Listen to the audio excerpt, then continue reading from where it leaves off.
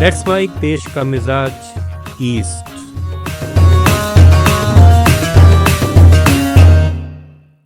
देश का मिजाज, आइए जानते हैं भारत के पूर्वी राज्यों की आज की अहम खबरें। बिहार के पूर्व डिप्टी सीएम तेजस्वी यादव ने आरोप लगाया है कि मतदाता पुनरीक्षण के नाम पर चुनाव आयोग गरीबों के नाम मतदाता सूची से हटा रहा है। इस मसले पर सत्ताधारी दल चुप है।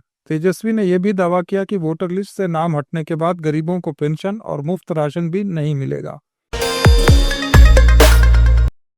बिहार में विधानसभा चुनाव की तैयारियां तेज हैं। मुख्य सचिव अमृतलाल मीणा ने सभी प्रमंडलीय आयुक्तों और जिला अधिकारियों को आदेश जारी किया है। उन्होंने कहा है कि मतदाता सूची के सुधार से जुड़े किसी भी कर्मचारी का तबादला अब नहीं किया जाएगा। मुख्य सचिव ने साफ कहा कि भारत निर्वाचन आयोग का यह कार्यक्रम बहुत महत्वपूर्ण है और इसे सबसे पहले बिहार में लागू किया जाना है। पश्चिम बंगाल में बीजेपी संगठन की कमान राज्यसभा सांसद समीक भट्टाचार्य संभालेंगे। प्रदेश अध्यक्ष के चुनाव में उनका इकलौता नामांकन हुआ है। अब उनके नाम की औपचारिक घोषणा होना बाकी है। समीक 15 साल के अंतराल के बाद राज्य में बीजेपी के पहले विधायक बने थे और आरएसएस से जुड़े रहने का उनको लाभ मिला।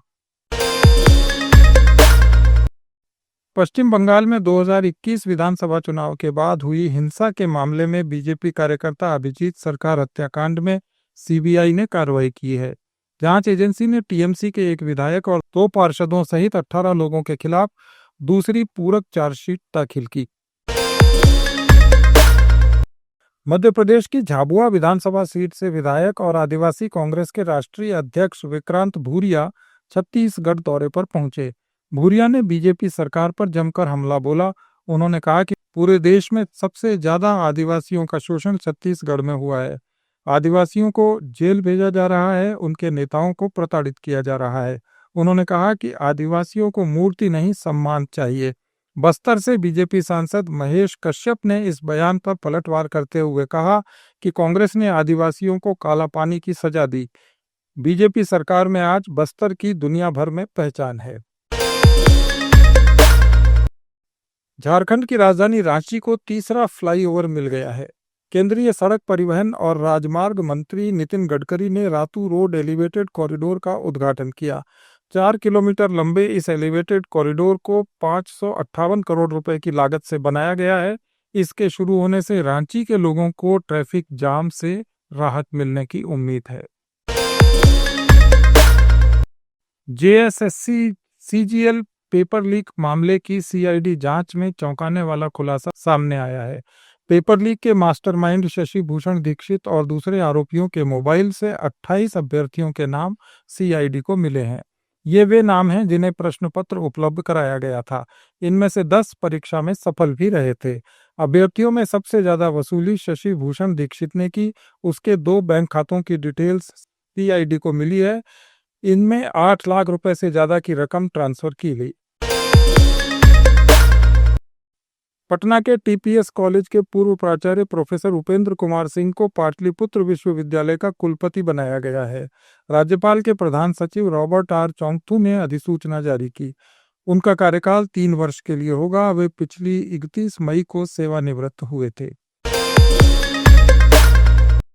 झारखंड मुक्ति मोर्चा के केंद्रीय महासचिव सुप्रियो भट्टाचार्य ने भाजपा के नेताओं पर गंभीर आरोप लगाए हैं। उन्होंने कहा कि भोगनाडीह में हूल दिवस के दौरान हथियारों के साथ पकड़े गए लोगों का संबंध पूर्व मुख्यमंत्री चंपई सोरेन से है। भट्टाचार्य ने सवाल उठाया कि ये लोग हथियार लेकर भोगनाडीह में क्या करने गए थे और क्या उनकी मंशा मुख्यमंत्री हेमंत सोरेन को नुकसान पहुंचाने की थी। क्या हूल दिवस पर कैबिनेट के अन्य मंत्रियों की हत्या की साजिश रची गई थी। सुप्रियो ने कहा कि भोगनाडीह में हथियारबंद लोगों का पकड़ा जाना संदिग्ध है और इनका संबंध चंपई से जोड़ा जा रहा है। पश्चिमी ओडिशा के बालनगीर जिले के टिटिलागढ़ में रोड एंड बिल्डिंग विभाग के सहायक अभियंता दिलेश्वर मांझी के 6 ठिकानों पर छापेमारी हो रही है। ये कार्रवाई विजिलेंस टीम कर रही है। बालनगीर स्पेशल विजिलेंस कोर्ट से सर्च वारंट जारी होने के बाद संबलपुर, बालनगीर और झारसुगुड़ा जिलों की विजिलेंस टीमें उनके घर और दूसरे ठिकानों की तलाशी ले रही हैं। आप सुन रहे थे let's mic more than radio.